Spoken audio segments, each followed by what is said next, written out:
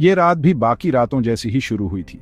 8 मार्च 2014 Malaysia airlines की flight MH370 Kuala Lumpur से Beijing के लिए उड़ी। प्लेन में 227 पैसेंजर्स और 12 क्रू मेंबर्स थे। रात के 12:41 पर MH370 आसमान में उड़ गया। जर्नी का पहला लेग बिल्कुल नॉर्मल था। फिर 38 मिनट बाद कुछ अकल्पनीय हुआ। MH370 अपने फ्लाइट पाथ से भटक गया। 1:19 पर ट्रांसपॉन्डर बंद हो गया। कुआलालंपुर में एयर ट्रैफिक कंट्रोलर्स को आखिरी मैसेज मिला, गुड नाइट मलेशियन 370, और फिर बस खालीपन।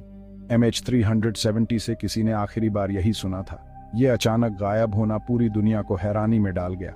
MH370 को क्या हुआ, वो कहाँ गया? ये सवाल पूरी दुनिया में गूंजते रहे। MH370 के गायब होने के बाद एक बेतहाशा तलाशी शुरू हुई। मिलिट्री रडार और सैटेलाइट डेटा ने प्लेन के सिविलियन रडार से गायब होने के बाद उसकी मूवमेंट के बारे में कुछ जानकारी दी।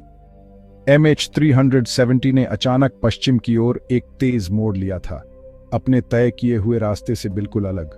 प्लेन मलय प्रायद्वीप के ऊपर से वापस उड़ा, फिर मलक्का जलड मरु मध्य के पार दक्षिण की ओर और अंडमान सागर के ऊपर से रडार से गायब हो गया।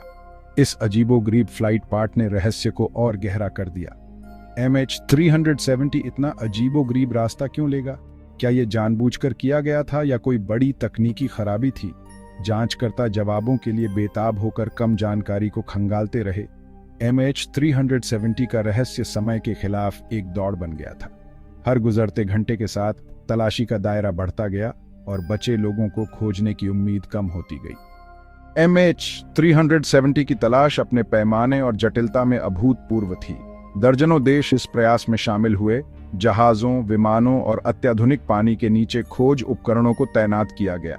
शुरुआती ध्यान दक्षिण चीन सागर पर था, जहां विमान पहली बार रडार से गायब हुआ था। लेकिन जैसे जैसे तलाशी का दायरा बढ़ता गया, सैटेलाइट डेटा के विश्लेषण के आधार पर यह दक्षिणी हिंद महासागर की ओर स्थानांतरित हो गया।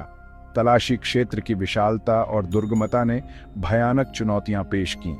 उस क्षेत्र में समुद्र तल, पानी के नीचे के पहाड़ों, घाटियों और विशाल मैदानों का एक ताना बाना है, जिससे मलबे की तलाश अविश्वसनीय रूप से कठिन हो जाती है। महीने सालों में बदल गए और फिर भी MH370 का रहस्य बना रहा। अपार प्रयासों के बावजूद खोज से बहुत कम सुराग मिले। मलबे के कई टुकड़े, जिनकी पुष्टि MH370 से हुई थी, हिंद महासागर के द्वीपों पर किनारे पर धुल गए, जो संदिग्ध दुर्घटना स्थल से हजारों मील दूर थे।